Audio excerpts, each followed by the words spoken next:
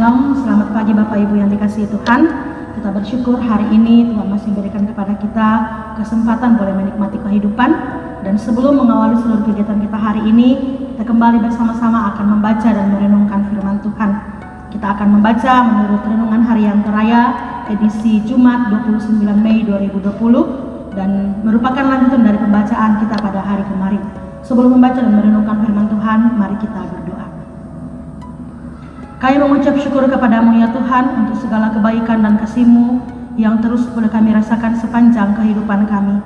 Terima kasih ya Tuhan, di pagi hari ini Engkau boleh menyapa kami semua kembali, memberikan kepada kami kekuatan baru, kesegaran yang baru, menikmati hari baru pemberian Tuhan. Kami bersyukur kepadamu Tuhan, keberadaan kami sampai hari ini semua karena kasih dan karunia Tuhan. Sepanjang hari ini Tuhan, dalam kehidupan kami hendak untuk boleh mengandaskannya dalam membaca dan merenungkan firman-Mu. Tuhan, berkata-katalah kepada kami semua sehingga kami boleh mengerti apa yang Tuhan inginkan dalam kehidupan kami, menjadi petunjuk kehidupan kami Tuhan, menjalani kehidupan ini. Ampunilah seluruh pelanggaran kami ya Tuhan, dan dengarkanlah doa kami, sapalah kami melalui firman Tuhan pada pagi hari ini.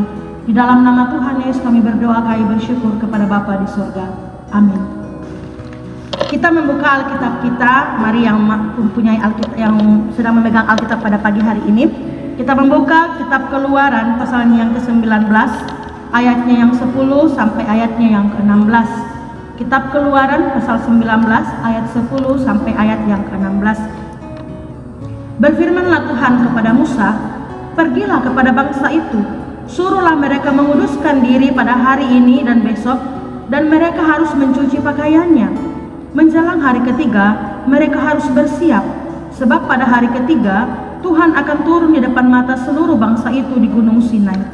Sebab itu, haruslah engkau memasang batas bagi bangsa itu, berkeliling sambil berkata, jagalah baik-baik, jangan kamu mendaki gunung itu, atau kena kepada kakinya, sebab siapapun yang kena kepada gunung itu, pastilah ia dihukum mati. Tangan seorang pun tidak boleh merabanya, sebab pastilah ia dilempari dengan batu atau dipanahi sampai mati. Baik binatang, baik manusia, ia tidak akan dibiarkan hidup.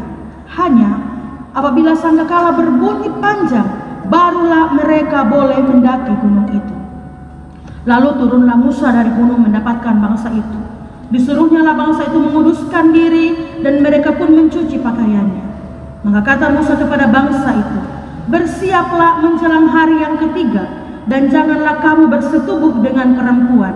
Dan terjadilah pada hari ketiga, pada waktu terbit fajar, ada guruh dan kilat dan awan padat di atas gunung, dan bunyi sangkakala yang sangat keras, sehingga gemetarlah seluruh bangsa yang ada di perkemahan. Sampai demikian jauh pembacaan kita, dan pada pagi hari ini perenungan kita menurut Renungan Harian Toraya diberikan judul Menghampiri Kekudusan Tuhan, yang dalam bahasa Toraya dikua umpen tireke kamandanana pua. Bapak Ibu yang dikasihi oleh Tuhan, ketika Raja Salman datang berkunjung ke Indonesia beberapa waktu yang lalu, kita melihat bagaimana persiapan dari kita sebagai bangsa Indonesia secara khusus orang-orang yang ada di Jakarta dan juga orang-orang yang ada di Bali yang kemudian disinggahi pada saat itu. Kita melihat bahkan hal-hal yang terkecil seperti pohon-pohon pun didata sedemikian rupa. Menu makanan pun jangan sampai ada yang salah sedemikian rupa. Semuanya dibersihkan, bahkan jalanan pun jangan sampai ada terlihat kotoran atau sampah sedikit pun, karena akan menyambut Raja Salman yang akan datang, raja dari Arab. Ada sebuah keinginan untuk mempersiapkan yang terbaik demi menyambut seorang yang besar, seorang yang dikatakan raja dari Arab yang akan datang. Bapak Ibu yang dikasihi Tuhan, pembacaan kita hari ini berbicara tentang Allah yang hendak menampakkan diri kepada umatnya di Gunung Sinai yang terletak di padang gurun Sinai. Di sana dikatakan bahwa Allah melalui mediator yaitu Musa yang pada saat itu memberikan beberapa perintah kepada orang Israel, bahwa Allah hendak menampakkan diri kepada mereka, Allah hendak menjumpai mereka, dan mereka perlu mempersiapkan diri. Hal yang pertama, ayat yang ke-10 bagian B dikatakan, pada hari ini dan besok, dan mereka harus mencuci pakaiannya. Ada 3 hari berturut-turut di mana orang-orang Israel disuruh untuk mencuci pakaian, menguduskan diri. Apa yang kita bisa lihat dari bagian ini? Ini berbicara bukan sekedar hanya mencuci pakaian di luaran, tetapi berbicara soal kekudusan diri, kesucian diri. Bagaimana mereka benar-benar mempersiapkan diri mereka, mensucikan diri mereka, mentahirkan diri mereka, karena mereka hendak bertemu dengan Tuhan.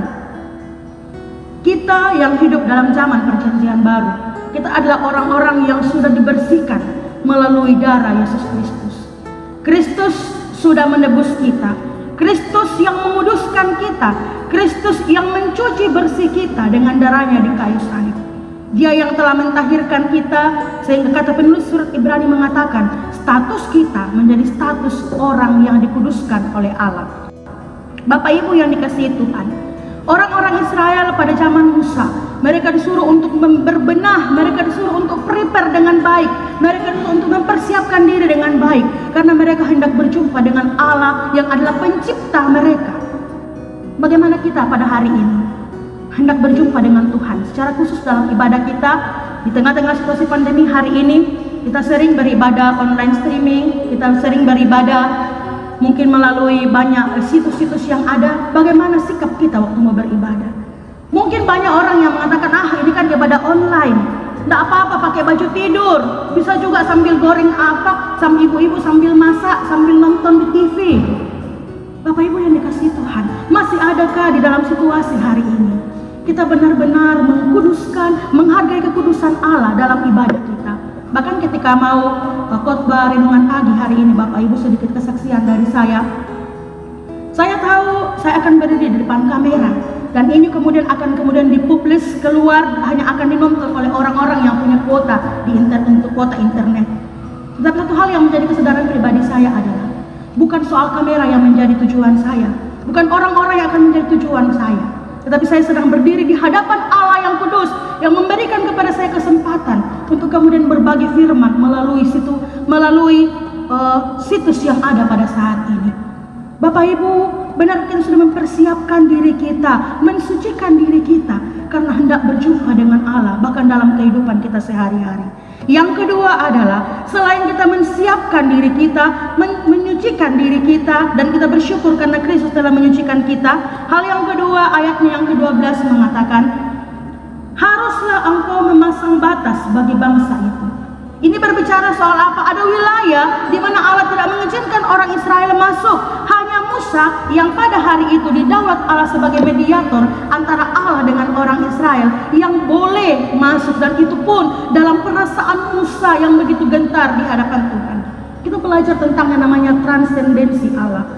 Allah kita adalah Allah yang imanen, Allah yang hadir selalu bersama dengan kita. Tapi hal yang kedua yang perlu kita ingat, Allah kita adalah Allah yang transenden, Allah yang jauh, Allah yang terpisah daripada kita. Di dalam bahasa Ibrani, kata kudus berarti kados, artinya terpisah. Dia berbeda daripada kita. Allah yang terpisah daripada kita itu tidak bisa dengan sembarangan kita datang kepada Dia. Harus ada perasaan hormat, harus ada perasaan gemetar datang kepada Allah. Pertanyaan buat kita sampai hari ini Bapak Ibu, secara khusus bagi kita orang-orang percaya, masih adakah rasa itu ketika berhadapan dengan Allah dalam kehidupan kita sehari-hari? Bahkan secara khusus mungkin pertanyaan buat saya pribadi sebagai seorang pelayan, masihkah saya gemetar berdiri di hadapan Allah ketika menyampaikan firman kepada orang lain, sekalipun melalui media online pada hari ini?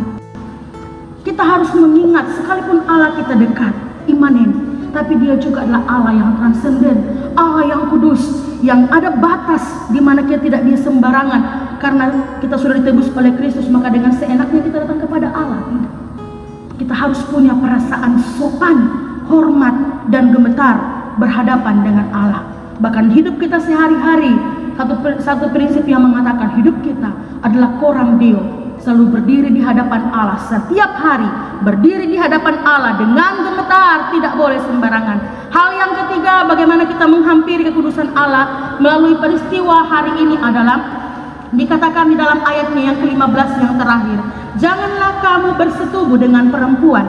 Di dalam bagian ini yang dimaksudkan adalah soal relasi suami istri. Kita tahu suami istri bersetubuh itu adalah hal yang wajar. Tetapi yang menjadi persoalan di sini adalah ketika harinya tiba, menjelang hari ketiga, dikatakan janganlah melakukan hal demikian, sekalipun itu adalah hal yang wajar bagi suami istri. Yang mau ditekankan dalam bagian ini, kata Calvin dalam tafsirannya mengatakan, supaya orang Israel konsentrasi, fokus hanya kepada Allah, tidak fokus kepada hal yang lain, maupun istri atau hubungan-hubungan yang lain. Beribadah kepada Allah, menghampiri kekudusan Allah, itu harus memiliki fokus yang utama hanya kepada Allah. Seberapa baik di antara kita Bapak Ibu yang dikasihi Tuhan, bahkan dalam sikap ibadah kita, dalam kehidupan pelayanan kita, kadangkala fokus kita bercabang kemana-mana. Sembari melayani dalam gereja, sembari memikirkan persoalan-persoalan di luar. Bahkan begitu banyak orang yang kemudian mengorbankan pelayanannya demi untuk sesuatu hal di luar yang menjadi fokus utama dalam dirinya. Di dalam peristiwa hari ini, dalam Keluaran pasal 19 ayat 10 sampai 16, kita belajar 3 hal. Yang pertama, menghampiri kekudusan Allah, kita harus benar-benar mensucikan diri dan kita bersyukur Kristus telah mensucikan kita melalui darahnya. Yang kedua, kita harus mengingat Allah kita, bahwa Dia adalah Allah yang imanen, tapi juga Dia adalah Allah yang transenden. Dan yang ketiga, kita harus belajar di dalam seluruh kehidupan kita, terlebih menghampiri kekudusan Tuhan, kita harus fokus hanya kepada Dia. Biarlah melalui perenungan firman Tuhan hari ini, kita terus belajar, sekalipun di tengah-tengah situasi pandemi hari ini, kita beribadah hanya melalui setiap media yang ada, tapi kita bersyukur, kita tahu bahwa di sana ada Allah yang kudus, yang hadir melihat setiap keberadaan kita. Mari menghargai kekudusan Allah, mari menghampiri kekudusan Allah dengan terus belajar hidup takut akan Dia, dengan terus belajar menghargai kekudusannya. Mari berdoa. Bapa di sorga, kami mengucap syukur kepadamu ya Tuhan. Kami punya Allah yang kudus, Allah yang kasih, Allah yang kuasa. Kami tahu ya Tuhan, dalam kekudusan-Mu Tuhan, Engkau terus boleh menyapa kami. Bahkan dalam kekudusan-Mu Tuhan, Engkau mau menjumpai kami. Melalui peristiwa orang Israel hari ini, kami belajar bahwa kami harus sungguh-sungguh mempersiapkan diri kami berjumpa dengan Allah. Tapi satu hal yang menjadi keuntungan kami Tuhan, kami adalah orang-orang yang hidup di dalam pengenalan dan kepercayaan kepada Kristus, yang telah mati menebus kami, yang telah mati memberikan kepada kami kekudusan, status sebagai orang-orang kudus. Ajarkan kami Tuhan, menghidupi hidup kudus senantiasa, memeliharanya dalam kehidupan kami, sehingga hidup yang kami jalani ini Tuhan, adalah hidup yang bertanggung jawab di hadapan-Mu. Bapa di sorga, di pagi hari ini, seluruh kehidupan kami serahkan dalam tangan kasih-Mu. Kami yang sedang sakit, mari Tuhan lawat kami. Kami yang sedang bergumul karena persoalan ekonomi, Tuhan berikan kami jalan keluar. Kami yang sedang bergumul karena persoalan relasi, Tuhan mohon damaikan kami. Kami yang sedang bergumul karena duka cita, kami mohon Tuhan hiburkan kami. Kami juga bersyukur bersama Tuhan untuk setiap kami yang boleh berulang tahun hari ini. Terima kasih ya Tuhan, pertambahan usia Tuhan berikan bagi kami. Ajar kami Tuhan terus bersyukur kepada Engkau. Terlebih di tengah-tengah situasi new normal hari ini, kami bersyukur kepada Tuhan karena Tuhan masih memberikan kepada kami kesempatan menikmati hidup. Seluruh kehidupan kami sepanjang hari ini, dalam rupa-rupa aktivitas kami semua Tuhan, kami pertaruhkan dalam tangan kasih-Mu. Inilah doa kami, inilah permohonan kami. Jawablah kami ya Tuhan, menurut kerelaan dan kemurahan-Mu. Di dalam nama Tuhan Yesus, kami berdoa, kami bersyukur. Amin. Demikianlah renungan pagi kita pada pagi hari ini Bapak Ibu. Selamat menjalani hari kita dengan bersemangat di dalam sukacita yang Tuhan karuniakan. Ingat satu hal, hari ini 29 Mei adalah pencatatan terakhir sensus penduduk online. Mari bersama-sama setelah ini kita kembali untuk melihat apakah kita sudah mendaftarkan diri secara online sebagai warga negara Indonesia. Selamat pagi, Tuhan Yesus memberkati.